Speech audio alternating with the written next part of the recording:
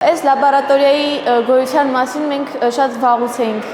երազել։ 9-րդ դասարանի սովորող Էլենին հաճախ կարելի է տեսնել այստեղ, փորձեր եւ ուսումնասիրություններ կատարելիս, ուզում է բժիշկ դառնալ։ Հիմա ունենք այն հնարավորությունները, որ կարողանանք արդեն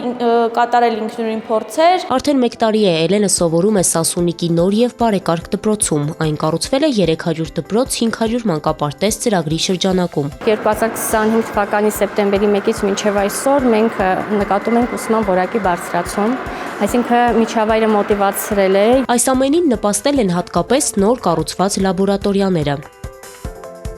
Այստեղ օրինակ երեխաները ձեռքի մկանային կառուցվածքն են ուսումնասիրում, մյուսում քիմիական փորձեր կատարում։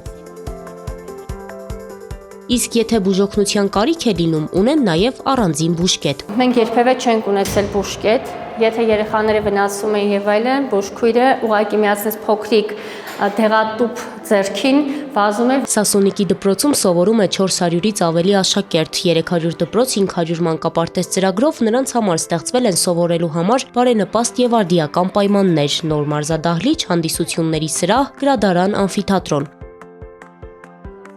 Դպրոցաշինության այս մեծ ծրագրով արդեն այսպիսի ավելի քան 100 դպրոց եւ շուրջ 280 նախադպրոցական հաստատություն է կառուցվել։ Այս փուլում կենտրոնացել ենք